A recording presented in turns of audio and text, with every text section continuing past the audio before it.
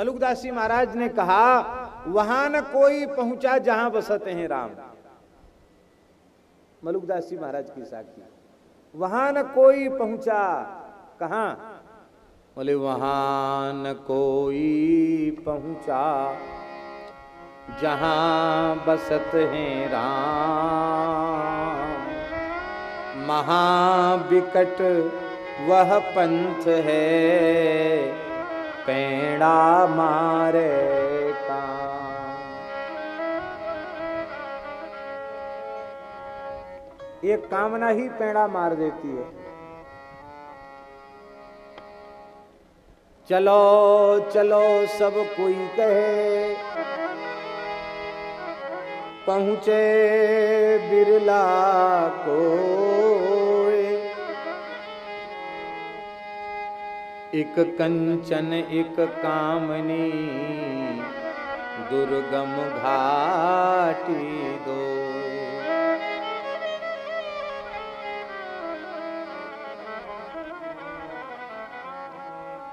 भगवान की प्राप्ति में यह कठिनाई है। अब हम जो बात कहना चाहते हैं उसे और ध्यान देकर के सुने। कंचन कामनी रूप दुर्गम घाटी को भी पार करने के बाद कई बार भगवान की प्राप्ति कठिन रह जाती है। कामनाओं का त्याग कर देने के बाद भी भगवान की प्राप्ति कठिन रह जाती है। और आगे की बात कहें तो प्राप्त हुए भगवान बिछुड़ जाते हैं, और वो है भक्तापराध, गुरु अपराध, संत अपराध, वैष्णव अपराध।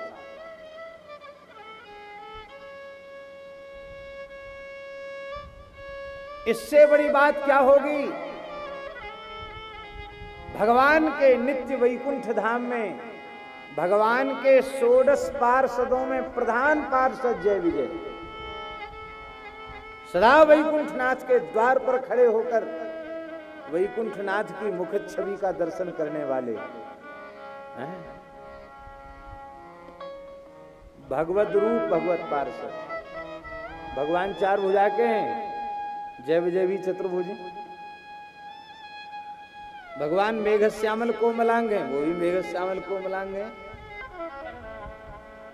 भगवत रूप भगवत पार्षद, भक्तापराध बना असुर योनि में जाना पड़ा।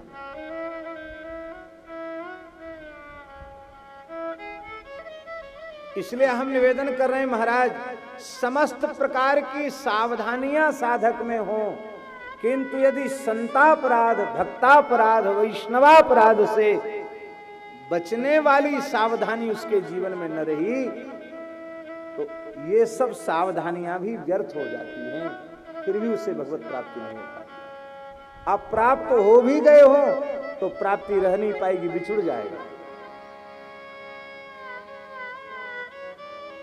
इसलिए भक्तापराध से बचें।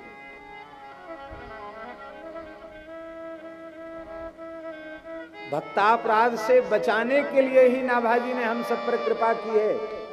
भक्तापराध से बचाने के लिए भक्तमाल ग्रंथ की रचना की है, क्योंकि संतों की महिमा, संतों का स्वरूप, संतों की गरिमा, भगवान अपने भक्तों से कितना प्रेम करते हैं, अब भक्त भगवान से कितना प्रेम करते हैं, इसका बोध बिना भक्तमाल ग्रंथ के आश्रय के संभव नहीं है। जब हमें भक्त के स्वरूप का बोध ही नहीं होगा, भक्त की महिमा का बोध ही नहीं होगा, तो हम अपने को ही भक्त मान लेंगे और दूसरे भक्तों की निंदा और तिरस्कार करने लग जाएंगे, और इसी अपराध से प्राप्ति में विलंब होता चला जाएगा। हो सकता है पार्षद बनने के बाद भी असुर बनना पड़े।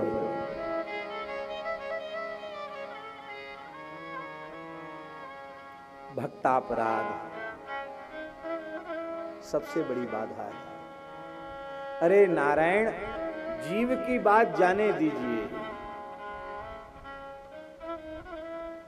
भले ही लीला काल में भगवान ने अपनी प्राण वल्लभा श्री जानकी जी को अग्नि की पत्नी स्वाहा देवी के निकट विराजमान कर दिया हो। ये कूर्म पुराण में लिखा है। कूर्म पुराण में लिखा है कि भगवान ने अग्नि की पत्नी स्वाहा के पास जानकी जी को रखा और स्वाहा जी जानकी जी को लेकर पाताल में चली गई। कहां पहुंच गई? बोले जहां भूदेवी विराजमान है, पृथ्वी देवी विराजमान है, वहां स्वाहा देवी लेकर चली गई। और जब राम जी ने सीता जी की शुद्धि मांगी तो अग्नि से पुनः अग्नि की पत्नी स्वाहा सीता जी को लेकर आ गई है। बहुत प्यारी बारीक बात है कूर्म पुराण में। नहीं तो भले ही अग्नि भगवद रूप ही है, फिर भी भगवान का किसी पुरुष मात्र के पास धरोहर के रूप में जानकी जी को रखना उचित नहीं था। इसलिए कूर्म पुराण में व्यास जी लिखते हैं कि राम जी ने स्वाहा देवी जो महासती अग्नि की पत्नी है उनको धरोहर के रूप में जानकी जी को सौंपा और वो उन्हें लेकर भूविवर में चली गई। भूवर माने पाताल, जहां भूदेवी विराजमान है वहां चली गई। और जब तक राम जी ने नहीं बुलाया तब तक विराजमान रही और तब तक का कार्य प्रतिबिंब सीता ने संपादित किया, सीता जी की छाया ने। अब ध्यान दें, सीता जी का प्रतिबिंब भी तो सीता ही है। अंतर है क्या उसमें? हनुमान जी को आशीर्वाद दे रही, सफल हो रहा है कि नहीं हो रहा है? जो सामर्थ्य सीता जी में है वही सामर्थ्य उनके प्रतिबिंब में है। वो भी सीता जी ही हैं, अलग नहीं है।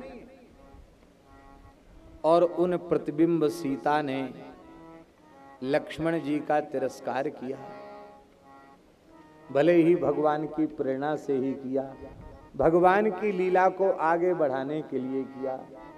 लेकिन लक्ष्मण जैसे परम भागवत, परम वैष्णव, परम भक्त, परम सेवक के प्रति जो कठोर वाणी का प्रयोग प्रतिबिंब सीता जी ने किया, उसका परिणाम यह हुआ कि जिस सीता ने लक्ष्मण का तिरस्कार किया था उस सीता को राम जी ने नहीं देखा। रावण अपहरण करके ले गया, कितना कष्ट सहन करना पड़ा। और जब हनुमान जी सुधि लेने गए, माता जी से मिले, तो उन्होंने कहा कि माता जी अब आप प्रसन्न हो जाए। क्यों? बोले अब तक तो सरकार को पता ही नहीं था कि आप कहां हो, इसलिए दशों दिशाओं में बानर वीरों को भेजा गया, जाओ खोज करके आओ। अब हमने आपका दर्शन किया है, यहां से जाने के बाद में जैसे ही राम जी को बताऊंगा तो बस फिर क्या है, तो राम जी आ जाएंगे, रावण का वध हो जाएगा, आपकी विपत्ति दूर हो जाएगी। हनुमान जी के इस प्रस्ताव को सुनकर के जानकी जी ने कहा, वाल्मीकि रामायण में सुंदरकांड में जानकी जी कह रही हैं, अभिज्ञानम प्रयच्छामि। हे पवन पुत्र हनुमान जी, मैं तुम्हें एक अभिज्ञान दे रही हूं। अभिज्ञान जानते हैं ना, पहचान, जिससे ये तुम जब बताओगे सरकार के सामने तो वे विश्वास करेंगे कि तुम मुझसे मिलके आए हो। क्योंकि जो मैं घटना तुम्हें सुना रही हूं इसकी जानकारी या तो श्री रघुनाथ जी को है, करुणानिधान भगवान को है, या मुझे है। लक्ष्मण को भी इस घटना की जानकारी नहीं।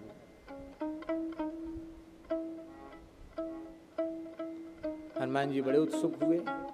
इतनी गुप्त वार्ता, गंभीर वार्ता किसी को पता नहीं, माताजी हमको बताना चाहती हैं। हनुमान जी उत्सुक हुए, माताजी बतावें।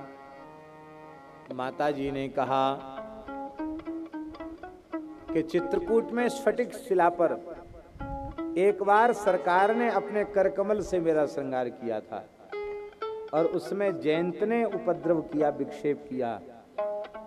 कथा आप सब जानते हैं। उस जयंत को एक सींग के बाण को ही ब्रह्मास्त्र बनाकर छोड़ दिया और महाराज तीनों लोकों में वो भागा, उसकी रक्षा नहीं हुई। जब शरण में आया तो राम जी ने हिनस्तिस्म दक्षिणम, उसकी दाहिनी आंख राम जी ने फोड़ दी। तो जानकी जी बोली, वहां कौन बताने गया था कि इंद्र का बेटा है?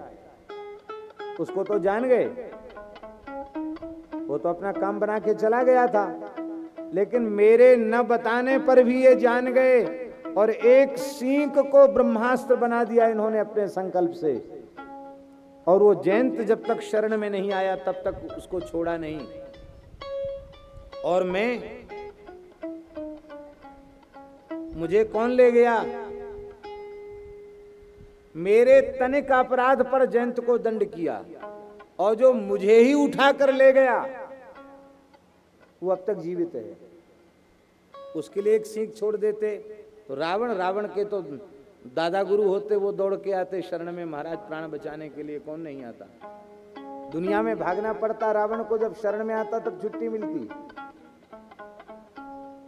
विराध ने बताया कौन ले गया है, जटायु जी ने बताया होगा कौन ले गया है, और भी बीच में लोगों ने बताया होगा कौन ले गया है। और कहां तक कहें, राम जी को किसी को बताने की जरूरत नहीं है, ये सहज सर्वज्ञ परमात्मा होने के नाते खुद ही जानते हैं कौन ले गया।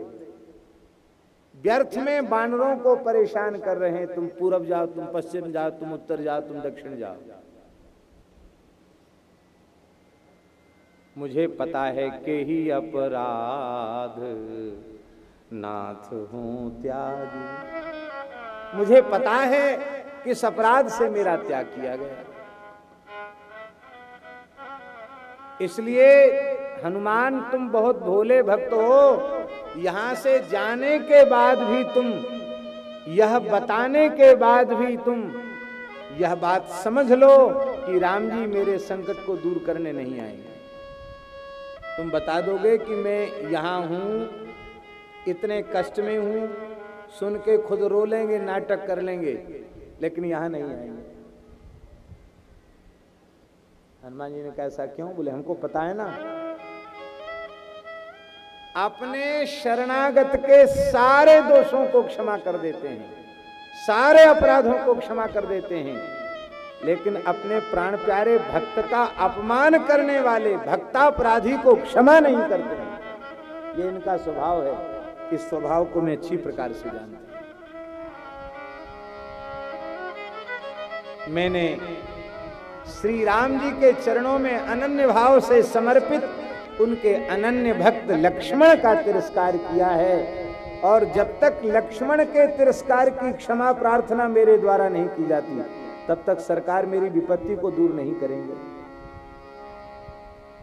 इसलिए हनुमान जी, मेरी विपत्ति के दूर करने का एक ही उपाय है, तुम यहां से जब लौटकर राम जी के पास जाना तो केवल राम जी के चरणों में मेरा प्रणाम निवेदित मत करना, अपितु राम जी के सहित लक्ष्मण जी के चरणों में भी मेरा प्रणाम निवेदित करना कि माता जी ने लक्ष्मण जी को प्रणाम भेजा है और अपने अपराध की क्षमा प्रार्थना की है। के ही अपराध नाथ हों क्या, अनुज समेत गयो प्रभु चरना, अनुज समेत गयो प्रभु चरना, दीन बंधु प्रण आरती हरना, दीन बंधु प्रण आरती हरना। और जैसे हनुमान जी ने ये बात कही कि सरकार, माता जी ने लक्ष्मण जी के सहित आपके चरणों में प्रणाम भेजा है। महाराज जी, हमारे महाराज जी कहते थे कि हनुमान जी ने जब साष्टांग किया तो एक हाथ से तो दोनों चरणों पर रघुनाथ जी के हाथ रख लिया दाहिने हाथ से, और बाएं हाथ से दोनों, बाएं हाथ जो है लक्ष्मण जी के दोनों चरणों पर रख लिया और कहा माता जी ने आप दोनों के चरणों में प्रणाम कहा है। लक्ष्मण जी ने पैर हटा लिए, घबरा गए। मैं नित्य माता जी के चरणों में प्रणाम करता हूं, ये उल्टी बात कैसे, माताजी कैसे प्रणाम भेज रही हैं? बोले नहीं, माताजी ने कहा है लक्ष्मण जी से मेरे अपराध की क्षमा प्रार्थना कर लेना, क्षमा याचना कर लेना। इतना सुनते ही रघुनाथ जी प्रसन्न हो गए और कहा अब लंका विजय का मुहूर्त आ गया है, चलो रावण वध के लिए प्रस्थान करो। अब तक मुहूर्त नहीं आया था, अब मुहूर्त आ गया। ये लीला भगवान ने क्यों की? ये लीला भगवान ने केवल इसलिए की हम लोगों को ये ज्ञान कराने के लिए, अरे सामान्य जीव की तो चले क्या, मेरी प्राण वल्लभा प्रियतमा भी यदि मेरे भक्त का तिरस्कार करती हैं तो मैं उन्हें भी त्याग दूंगा, उनका मुख नहीं देखूंगा। और लंका विजय के पश्चात, रावण वध के पश्चात, वह सीता जो भक्तापराध कर चुकी थी, उन सीता को राम जी ने स्वीकार नहीं किया। कहा तुमने जिस शरीर से अपमान किया है लक्ष्मण का, वो शरीर में तुम्हें वो शरीर प्राप्त नहीं कर सकता हूं, जाओ उसे अग्नि में समर्पित कर दो, उसका यही प्रायश्चित है। और प्रतिबिंब सीता अग्नि में जलकर भस्म हो गई। जो भगवती जगत जननी सीता कभी भक्तापराध नहीं कर सकती, भक्तों का पोषण करती हैं, वे सीता जी जब आई तो सरकार ने उन्हें अपने वामांग में बिठाया। वो प्रतिबिंब सीता उन्हें स्वीकार नहीं किया, वे कहां गए? वो कहां गई? स्कंद पुराण के वेंकटाचल महात्म्य में लिखा है कि वे पद्मावती, वही सीता, प्रतिबिंब सीता द्वापर के अंत में, कलयुग के आरंभ में श्री पद्मावती देवी के रूप में, आकाश राज की पुत्री के रूप में प्रकट हुई और भगवान श्री राम श्रीनिवास के रूप में वेंकटाचल में प्रकट हुए। और फिर श्री वेंकटाद्रि बिहारी श्री तिरुपति बालाजी श्रीनिवास भगवान का विवाह पद्मावती जी के साथ हुआ। और स्कंद पुराण में महाराज जी लिखा है कि श्री राम जी के प्रत्यक्ष साक्षात्कार का जो फल है, वही फल कलिकाल में श्री तिरुपति बालाजी का दर्शन करने का है। राम जी का साक्षात्कार करने से जो फल मिलेगा, वही फल तिरुपति बालाजी का दर्शन करने से मिलेगा। स्कंद पुराण में लिखा है कि साक्षात भगवान विराजमान है, श्री राम जी ही तिरुपति बालाजी। एक और कथा सुना देते हैं। एक बार की बात है, प्रहलाद जी से बड़ा कोई भक्त होगा? महान भक्त हैं। एक बार की बात है, प्रहलाद जी अपने भगवान नृसिंह की पूजा कर रहे थे। नृसिंह भगवान की स्तुति पढ़ रहे थे। उसी बीच में उनके गुरु देवर्षि नारद जी आए, ड्योढ़ी में विराजमान हो गए। सेवक ने सूचना दी, गुरुदेव देवर्षि नारद जी पधारे हैं। आपने सोचा कि पूजा तो भगवान की संपन्न हो ही गई है, थोड़ी सी स्तुति बाकी है, ये भी करके फिर गुरुजी से मिलेंगे, स्वाभाविक बात थी। तो इशारा किया कि गुरुजी को प्रेम से बिठाओ और मैं बस भगवान की स्तुति पूजा करके तुरंत आता हूं। नारद जी शीघ्रता में थे, थोड़ी देर विराजे, प्रतीक्षा की और फिर नारद जी चले गए। नारद जी के जाते ही सिद्ध कोटि के भक्त प्रहलाद जी की बुद्धि में विकार आ गया। अब देखो महाराज जी, यहां भक्तापराध किया नहीं गया ज्ञान पूर्वक, और ना नारद जी ने इसे अपराध माना, और ना प्रहलाद जी को बोध है कि मुझसे अपराध हो गया। लेकिन अनजाने में प्रहलाद जी के द्वारा भक्त का, गुरु का, संत का अपराध हो गया। और उस अपराध का दुष्परिणाम यह हुआ कि प्रहलाद जी की बुद्धि बिगड़ गई। तो मन में विचार करने लगे कि मैं बड़ा मूर्ख हूं, मेरे चाचा हिरण्याक्ष को 12 रूप धारण करके इन्होंने मार डाला, मेरे पिताजी को नृसिंह रूप धारण करके मार डाला, असुरों के जन्मजात शत्रु नारायण विष्णु, और मैं असुर बालक होकर इनका भक्त बना हुआ हूं। किसने मेरी बुद्धि को बिगाड़ दिया, किसने मुझे बहका दिया? सच्चा वीर वही है जो अपने पिता, अपने पूर्वजों की मृत्यु की प्रतिशोध का बदला ले। मैं अब क्षमा नहीं करूंगा। और महाराज घंटा बजा दिया, असुरों की सेना तैयार हो गई। आज्ञा महाराज। बोले अब हम बिल्कुल क्षमा नहीं कर सकते। सुनते हैं वो हमारे पिता का, हमारे चाचा का शत्रु बद्रिकाश्रम में बैठकर तप कर रहे हैं, चलो वहीं चलकर उन पर धावा बोलना चाहिए। असुर बेचारे बड़े निराश रहते थे कि इनके जमाने में युद्ध होगा नहीं। अब उनको बड़ी खुशी हुई कि चलो युद्ध होगा, बहुत बढ़िया बहुत बढ़िया। सब असुर तैयार हो गए और प्रहलाद जी लड़ने के लिए गए। आपने सुनी है कथा कभी? नहीं सुनी, चलो सुन लीजिए। प्रहलाद जी लड़ने के लिए गए, बद्रिकाश्रम पहुंच गए। जैसे ही पहुंचे तो भगवान नर नारायण भगवान ने तपस्वी संतों के रूप में उन्हें दर्शन दिया। एकदम धमनी संतत कृशकाय शरीर है, बड़ी बड़ी पिंगल वर्ण की जटाएं हैं, शरीर तप से तेज से उद्भासित हो रहा है और जंगल में लकड़ी इकट्ठी कर रहे हैं, समिधाएं इकट्ठी कर रहे हैं। तो आखिर तो प्रहलाद जी भक्त तो है ही है। प्रहलाद जी ने वृद्ध संतों को देखा तो वे अपने वाहन से उतर गए, दिव्य रथ से उतर गए और बड़ी विधि पूर्वक प्रणाम किया। बोले महाराज, इसमें धरती पर असुरराज प्रहलाद का शासन है। आप जैसे तपोधन ऋषियों को इतना कष्ट करना पड़ रहा है, इससे मुझे बड़ी लज्जा का अनुभव हो रहा है। कहाँ है आपकी कुटिया? मैं स्वयं लकड़ी इकट्ठी करके आपकी कुटिया तक पहुंचा देता हूँ। भगवान बोले देखो प्रहलाद, तुमने जो कहा है वो तुम्हारे स्वरूपान रूप है, लेकिन हमारी बात सुन लो। स्वयं दासास तपस्विनः, तपस्वी का कोई दास नहीं होता, तपस्वी अपना दास स्वयं ही होता है। जब से तपस्वियों ने दास रखना आरंभ कर दिया तब से उनकी तपस्या समाप्त हो गई। पहले हम लोगों के स्थानों में कोई दास नहीं रखा जाता था, दास तो रखा ही नहीं जाता था, वैतनिक दासी तो भूलकर नहीं रखी जाती थी। सब अपना काम अपने हाथ ही करते थे। लेकिन जब से हम आलसी हो गए, भगवान की सेवा के लिए हमने तनख्वाह पर पुजारी रख लिया, गौ सेवा के लिए ग्वारिया रख लिया, झाड़ू बुहारू के लिए भी सफाई करने वाला रख लिया, तो अब अपने तो खाली हो गए। अब ना भजन रह गया, ना स्वाध्याय रह गया, न सत्संग के प्रति निष्ठा रह गई।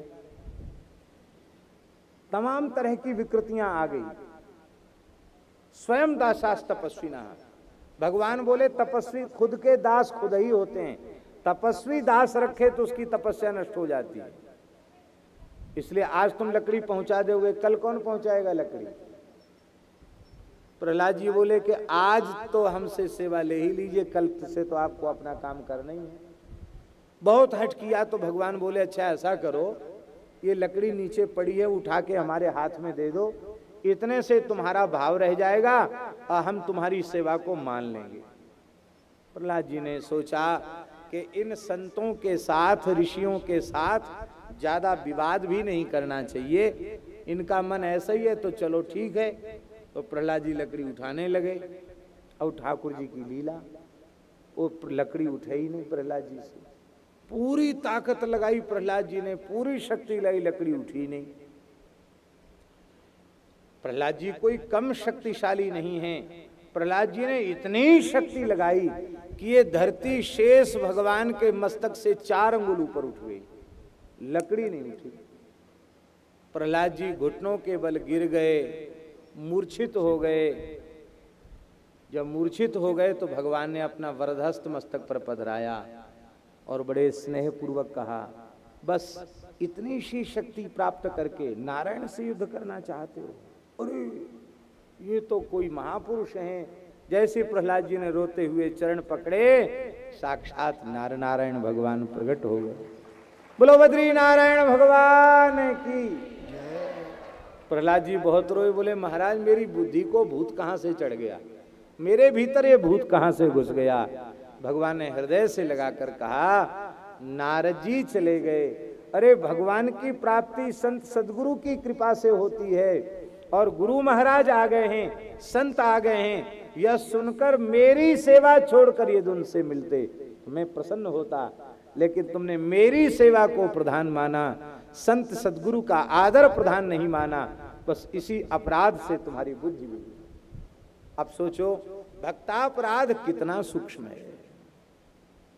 भगवान की प्राप्ति की सबसे बड़ी बाधा भक्तापराध है, और हम ये घोषणा कर रहे हैं, निष्पक्ष भाव से घोषणा कर रहे हैं कि भक्तमाल ग्रंथ का आश्रय लिए बिना जीव साधक भक्तापराध से नहीं बच सकता है, नहीं बच सकता है, नहीं बच सकता है। इसलिए भगवत प्राप्ति के लिए भक्तमाल ग्रंथ का आश्रय जरूरी है। जो हरि प्राप्ति की आस है, तो हरि जन गुण गाय, न तरु सुकृत भुजे बीज ज्यों, जन्म जन्म पछिता।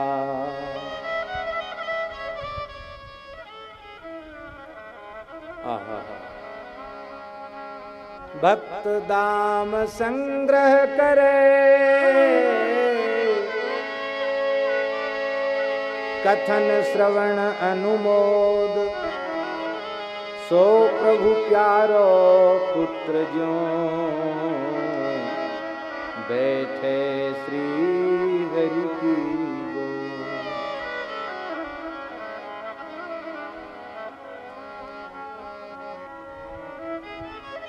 भक्तापराध के कई प्रकार हैं हमारे। संतों में भेद करना, आचार्यों में भेद करना, हरिभक्तों में भेद करना, ये भक्तापराध। संप्रदाय क्या है? संप्रदाय शब्द अत्यंत पवित्र शब्द है, क्या पवित्र शब्द नहीं है?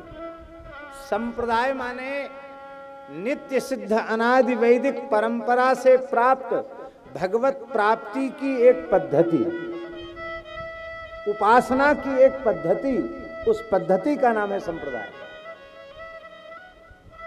हमको भगवान को प्राप्त करना है तो भगवान को प्राप्त करने की एक पद्धति है। इस परंपरा में जाओ, आचार्यों की बात मानो, राम राम करो, भगवान मिल जाएंगे।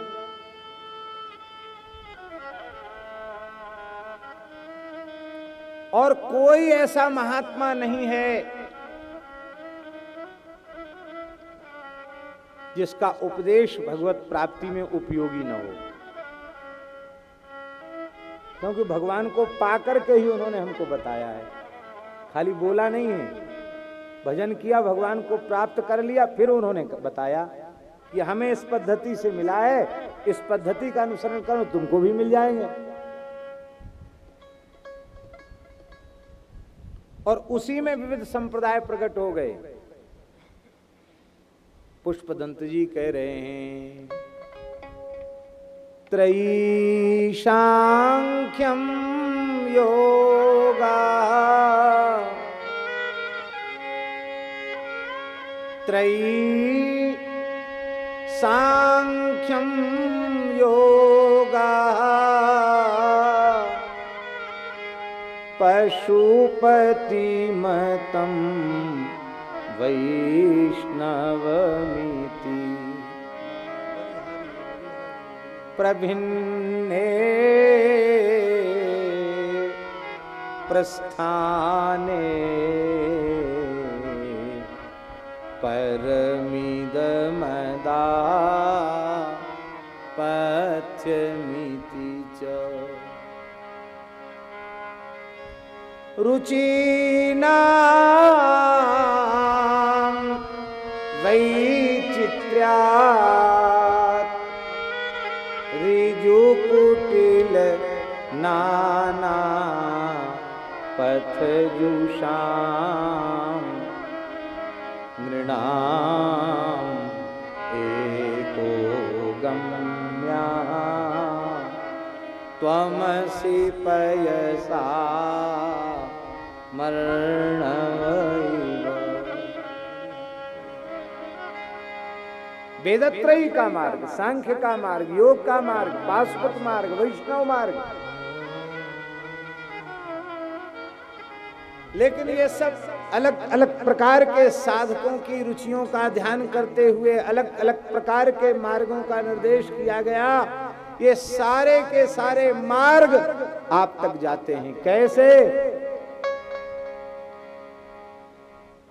बोले जैसे नदियां, कोई टेढ़ी, कोई सीधी, कोई आड़ी, कोई तिरछी, घूम फिर के सब समुद्र में जाती हैं, ऐसे ही सब समुद्र में जाती हैं। जैसे छोटी छोटी नदियां गंगा जी में, गंगा जी समुद्र में, तो जो उपसंप्रदाय हैं उनमें भी ठीक से चलने पर जीव फिर वो मुख्य धारा में पहुंच जाता, फिर वहां से भगवान तक पहुंच जाए। इसलिए कहीं भी आरूढ़ होकर साधन में लग जाओ, वहां तक पहुंच जाओ। संप्रदाय शब्द निंदित नहीं है, संप्रदाय शब्द पवित्र है। संप्रदाय का तात्पर्य है एक निश्चित उपासना पद्धति को स्वीकार करके उपासना में दृढ़ हो जाना, यह संप्रदाय का तात्पर्य है। अब होता क्या है, हम उपासना में तो दृढ़ होते नहीं हैं, किसी विशेष दुराग्रह को भीतर से पाल लेते हैं, फिर दूसरों की निंदा करते हैं, उनको छोटा बताते हैं, उनको बुरा बताते हैं, और फिर वे बुराइयां अपने तक सीमित नहीं रखते हैं, अपने शिष्य प्रशिष्यों में भी कूट कूट के भर देते हैं। देखो बस यहीं रहना, दूसरी तरफ मत जाना, हाँ, अन्य मार्गी का संपर्क मत करना, नहीं सब बिगड़ जाएगा। अन्य मार्गी क्या है? बोले हम ही ठीक मार्गी हैं, बाकी सब अन्य मार्गी हैं, सब बीमार्गी हैं। इससे अपराध बनता है, भक्तापराध बनता है। संतों में भक्तों में भेद करने से, आचार्यों में भेद करने से भक्तापराध बनता है। भक्ति महारानी कामधेनु गोमाता के समान हैं और सत संप्रदाय के प्रवर्तक आचार्य उन कामधेनु माता के स्तन के समान हैं। थन चार होते हैं पर दूध चार तरह का नहीं होता, दूध एक जैसा होता है। यही तात्पर्य है। सभी उपासना पद्धतियां भगवान की प्राप्ति की बात बताती हैं, भगवान को पाने की बात बताती हैं, भगवान की निष्काम सेवा की बात बताती हैं।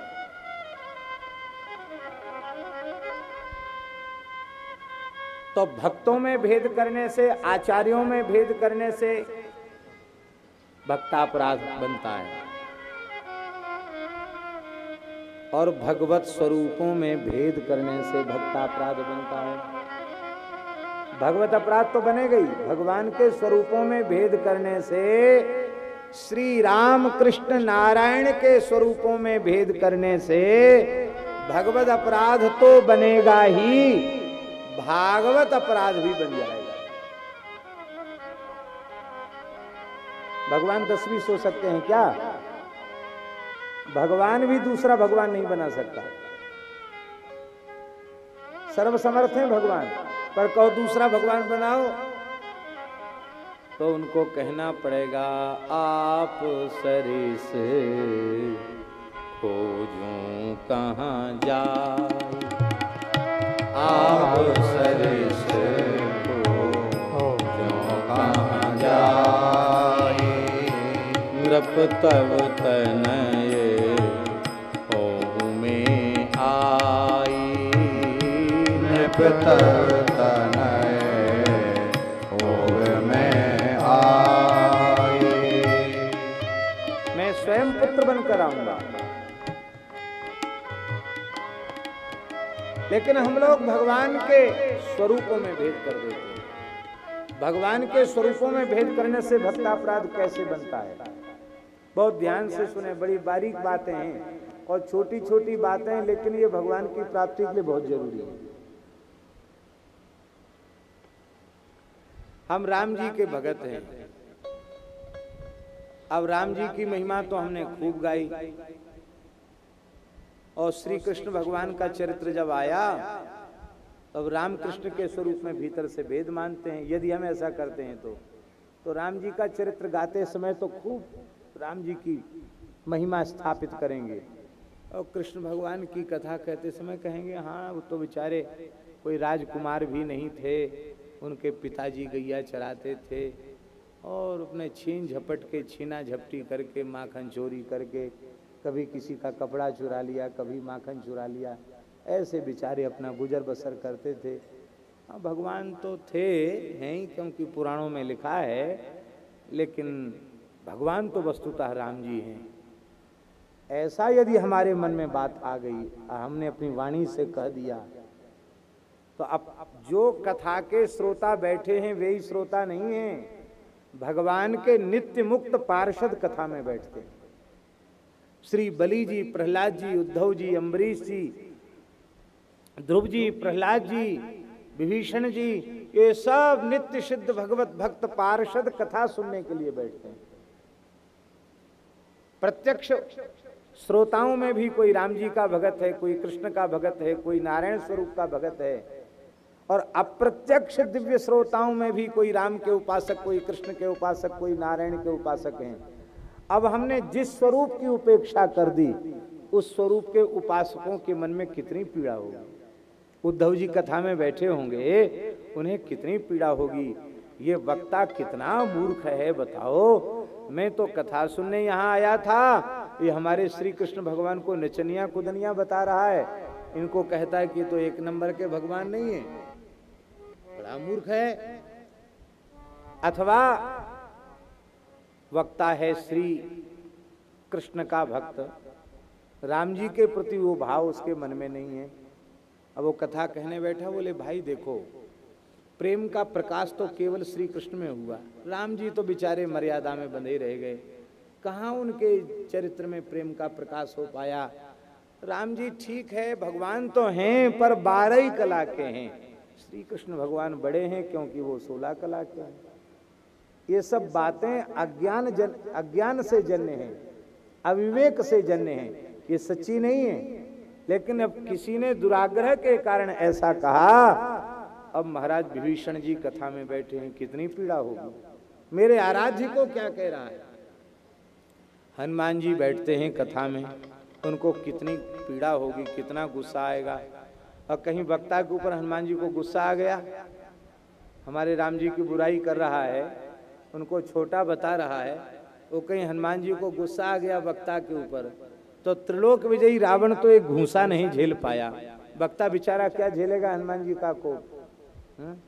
तो एक बार में ही जय सिया राम कर देंगे। तो ठीक इसी प्रकार से रामकृष्ण का भक्त है, नारायण स्वरूप में उसका अनुराग नहीं है, और कहीं कह दिया भैया परिपूर्ण तो रामकृष्ण ही है, नारायण तो नारायण है, ऐश्वर्य वाला स्वरूप है, ऐसा कह दिया। तो श्री नारद जी बैठे हैं, वहां श्री ध्रुव जी बैठे हैं, उन्हें कितनी पीड़ा हुई। इसलिए भगवान के स्वरूपों में भेद नहीं करना, संतों में भेद नहीं करना। ये भक्त और भगवत अपराध से बचकर जो साधन करते हैं, वो जो अपराध से बचकर के साधन करते हैं, उन्हें इसी जन्म में, इसी शरीर से, इसी जन्म में, इसी शरीर से उन्हें भगवत प्राप्ति हो जाती है। इसी जन्म में, इसी शरीर से भगवत प्राप्ति हो जाती है। पर क्या बतावें स्वामी जी, हमें कई बार बड़ी पीड़ा होती है। कितने लोग तो इतने दुराग्रह में जी रहे हैं कि उपासना तो ठीक से करते ही नहीं, बस एक दूसरे की खींचतान में, छोटा बड़ा सिद्ध करने में ही अपने अमूल्य जीवन को नष्ट करते हैं। भगवान नहीं मिल पाते, भगवान की प्राप्ति से वंचित हो जाते हैं। और इस अपराध से बचाया श्री नाभाजी महाराज ने। भक्तमाल ग्रंथ की रचना करके हम सबको इस अपराध से बचाया। भक्तमाल में केवल राम जी का स्मरण नहीं, केवल कृष्ण का स्मरण नहीं, केवल नारायण का स्मरण नहीं, भगवान के 24 अवतारों का स्मरण किया गया।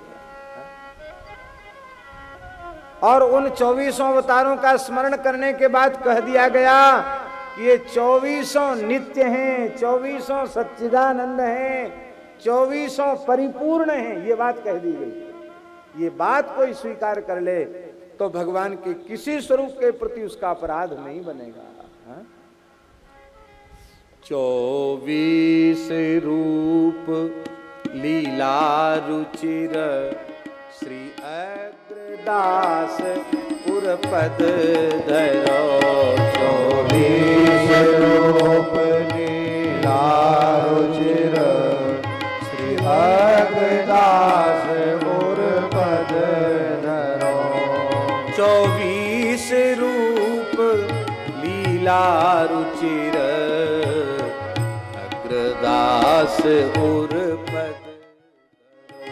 24 रूप लीला रुचिर श्री अग्रदास उरपद धरो। जय जय मीन बराह कमठ नर हरि बलि वामन। जय जय मीन सभी गाइए। बराह कमठ नर हरि बलि वामन। परशुराम रघुवीर कृष्ण कीरति जग पावन। परशुराम रघुवीर कृष्ण कीरति जग पावन। बुद्ध कल की अरु व्यास प्रथु हरिहंस मनवंतर। बुद्ध कल की अरु व्यास प्रथु हरिहंस मनवंतर। यज्ञ ऋषभ हयग्रीव ध्रुव वरदैन धन्वंतर। यज्ञ ऋषभ हयग्रीव ध्रुव वरदैन धन्वंतर। बद्रीपति दत्त कपिल देव सनकादिक करुणा करो। बद्रीपति दत्त कपिल देव सनकादिक करुणा करो। 24 रूप लीला रुचिर श्री अग्रदास पद धरो। 24 रूप लीला रुचिर श्री अग्रदास पद धरो। 24 रूप लीला रुचिर श्री अग्रदास पद धरो। 24 रूप लीला रुचिर श्री अग्रदास पद धरो। अब प्रियादास जी क्या नाभाजी का सिद्धांत इसकी टीका में लिख रहे हैं। व्याख्या का अवसर नहीं है क्योंकि केवल ये भूमिका मात्र है। भूमिका बहुत जरूरी है। भूमिका के बिना नींव न हो, बुनियाद अच्छी न हो तो भवन कच्चा रह जाएगा। इसलिए भक्तमाल का सिद्धांत, भक्तमाल की आवश्यकता, भक्तमाल ग्रंथ का परिचय वो कैसे प्रकट हुआ ये बताना जरूरी है, इसलिए बताया जा रहा है। इतना सुंदर कवित्व है, कंठस्थ करने योग्य कवित्व है। जिते अब तार सुख सागर ना पारावार। जिते अब तार सुख सागर ना पारावार। जिते अब तार सुख सागर ना पारावार।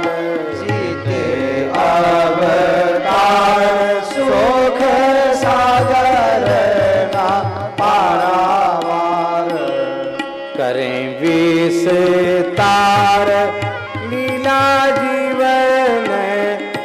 उधार को, करें विस्तार लीला जीवन उधार को। जाहि रूप माध मन लग जाको पावे, जाहि रूप माध मन लग जाको पावे। जागे ही ये भाव वही पावे कौन पार को। जागे ही ये भाव वही पावे कौन पार को। सब ही है नित्य ध्यान करत प्रकाश चित्त, सब ही है नित्य ध्यान करत प्रकाश चित्त।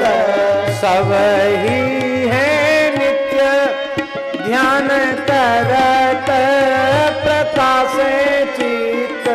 सब ही है नित्य ध्यान करत प्रकाश चित्त। जैसे रंग पावे वीत जो पे जाने सार को।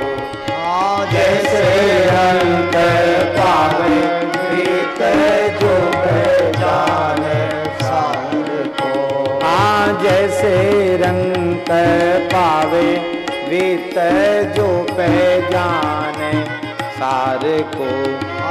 जैसे रंग पावे वीत जो जाने सार को।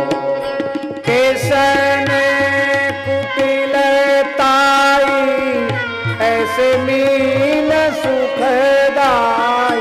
केसन कुटिलताई ऐसे मीन सुखदाई। अगर सुरीति भाई बसो पुरहार को। अगर सुरीत भाई बसो पुरहार को। अगर सुरीति भाई बसो पुरहार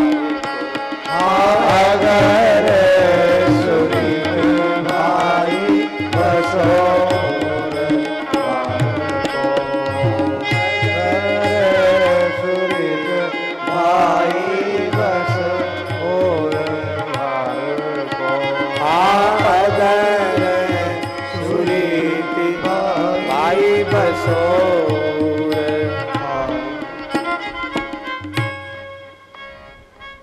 कितनी प्यारी दृष्टि है, हैं? जिते अवतार सुख सागर, सब सुख के समुद्र हैं। न पारावार, किसी की महिमा का पारावार नहीं, सबकी अनंत महिमा है।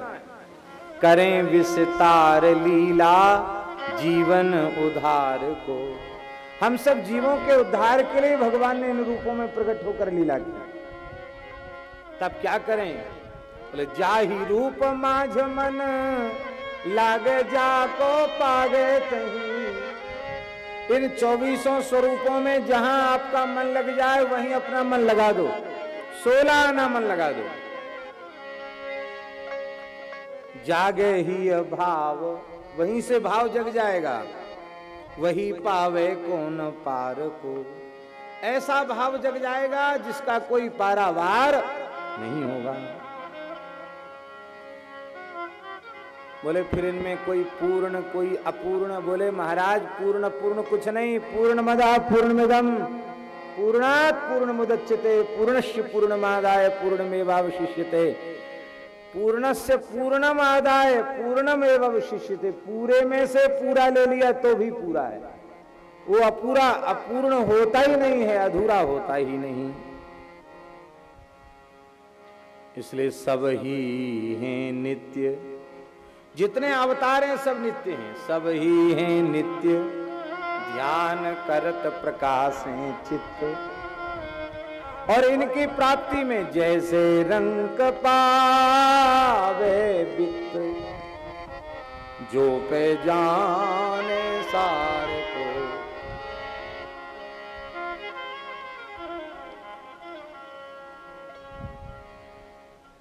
भक्त अपराध, भगवत अपराध, इसकी निवृत्ति भक्तमाल ग्रंथ के आश्रय से होती है।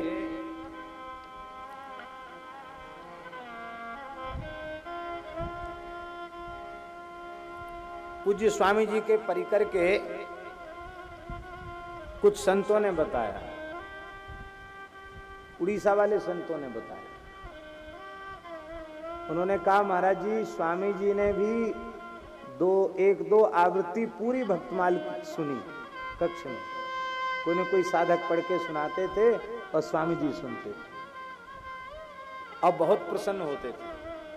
और हमें स्मरण है, पहली बार स्वामी जी ने जब दास को आज्ञा की गीता भवन में, तो हमने भक्त गोविंद सखा की कथा थोड़ी सी संक्षेप में सुनाई, तो स्वामी जी कितने प्रसन्न हुए, कितने गदगद हुए। वस्तुतः भक्त चरित्रों के कथन श्रवण से जैसी प्रेरणा साधक को मिलती है, वैसी अन्य किसी के द्वारा प्राप्त नहीं होती, क्योंकि हर साधक के अंतःकरण की स्थिति अलग अलग है और उस साधक का साधन भी अलग अलग, उसकी रुचि अलग अलग है। तो भक्तमाल की कथा सुनने में उसे अपने संस्कार, अपनी रुचि, अपनी साधना के अनुरूप जब किसी भक्त के चरित्र के सुनने का सौभाग्य मिलता है, तो उसका जो मार्ग है वो खुल जाता है, वो प्राप्ति का मार्ग उसके लिए खुल जाता है, संपूर्ण प्रेरणा उसे प्राप्त हो जाती है। इसलिए घोषणा है प्रियादास जी की, बड़े भक्तिमान निस दिन गुणगान करें, हरें जग पाप जाप हियो परिपूर है, जान सुख मान हरि संत सन्मान सचे, बचे ऊ जगत रीति प्रीति जानी मूरी है, तो दुराराध्य को कैसे के आराधि सके, समझो न जात मन कंप भयो चूर है, शोभित तिलक भाल माल उर राजे ए पे, बिना भक्त माल भक्ति रूप अति दूर है, बिना भक्त माल भक्ति रूप अति दूर है। ध्यान दें, बड़े भक्तिमान, छोटे मोटे भक्ति वाले नहीं हैं, बड़े भक्तिमान। कितने बड़े भक्तिमान हैं, भक्ति वाले हैं? बोले निस दिन गुणगान करें, दूसरा काम ही नहीं करते, दिनों रात भगवान के गुण गाते हैं। इससे बड़ा भक्त कौन होगा? बड़े भक्तिमान निस दिन गुण गान करें, इतने ऊंचे सिद्ध हो गए कि हरें जग पाप, अपने दर्शन से संसार का पाप नष्ट कर देते हैं। हरें जग पाप जाप हियो परिपूर है, हृदय से निरंतर भगवत स्मरण होता रहता है, नाम जप से हृदय भरा हुआ है। इतना ही नहीं, जान सुख मान हरि संत सन्मान, इस रहस्य को जानकर मानकर कि जीव के दुख की निवृत्ति, परम सुख की प्राप्ति बिना हरि और हरिदास के सेवन के संभव नहीं है, ये जानकर भगवान और भगवान के भक्तों का आदर करते हैं, उनकी सेवा करते हैं। इतना ही नहीं, बचेऊ जगत रीति प्रीति जानी मूरी है। लोक व्यवहार से महाराज बचना बड़ा कठिन है, कठिन है कि नहीं?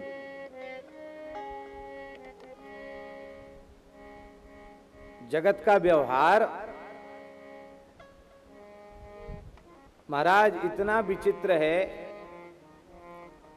कि इस लोक व्यवहार में कोई महात्मा ज्यादा पड़ जाए तो भजन की बात तो छोड़िए, भोजन और शयन मुश्किल हो जाता है।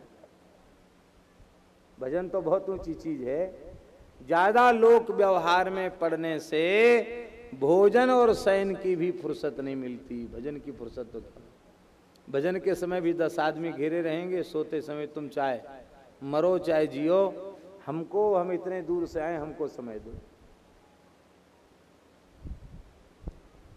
प्रियादास जी कहते बचेऊ जगत रीति, लोक व्यवहार से बच गए। प्रीति जानी मूरी है, प्रेम पंचम पुरुषार्थ है, ये जानकर प्रेम पथ के पथिक हो गए। अब बाकी क्या रहा? बोले कोई बाकी नहीं रहा, कुछ भी बाकी नहीं रहा। फिर भी तो दुराराध्य को कैसे के आराधि सके। फिर भी भक्ति का स्वरूप दुराराध्य है, कैसे भक्ति की उपासना की जाए, कैसे भक्ति की जाए। रघुपति भगति करत कठिनाई, कैसे की जाए? बोले समझो न जात मन कंप भयो चूर है। पहले बहुत अपने मन में भरोसा था मैं भक्ति कर लूंगा, लेकिन अब सब मन चूर चूर हो गया, मन कांप रहा है, समझ में नहीं आता। क्या? बोले शोभित तिलक भाल माल उर राजे पे, ये सारे लक्षण हैं। मस्तक पर सुंदर तिलक है, गले में तुलसी है। शोभित तिलक भाल माल उर राजे पे, बिना भक्त माल भक्ति रूप दूर है, नहीं अति दूर है। बिना भक्तमाल के भक्ति का स्वरूप दूर नहीं, अति दूर है। इसलिए भक्ति प्राप्त करना चाहते हो तो भक्तमाल ग्रंथ का आश्रय लो।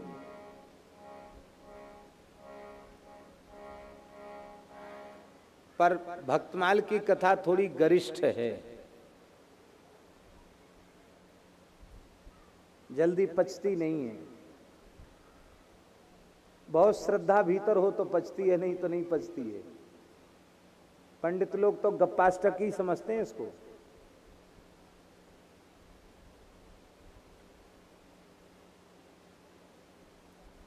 इसलिए हमको भगवत कृपा से यह अनुभव होता है कि साधक की रहनी से रहते हुए श्रीमद् भागवत, श्रीमद् भगवद गीता, श्री रामचरितमानस, श्रीमद् वाल्मीकि रामायण आदि धर्म ग्रंथों को ठीक से सुन ले और कुछ काल तक साधन करे, सत्संग करे, संतों का संग करे, तब उसमें भक्तमाल सुनने की, कहने की पात्रता आती है।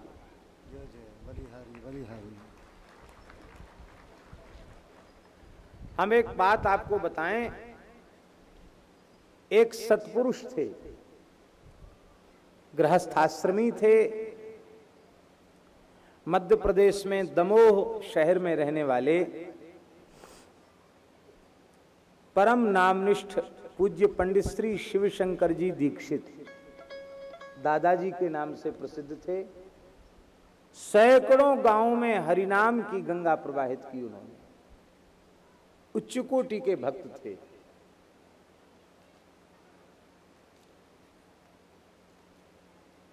उस क्षेत्र में तो वो एक महान संत के रूप में देखे जाते थे।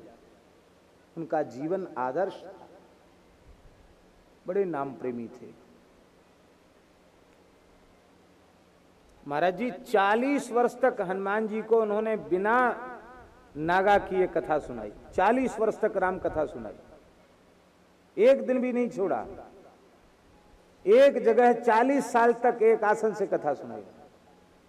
आप सोचो। और कीर्तन तो महाराज क्या कहना, नित्य कथा हनुमान जी को सुनाते थे।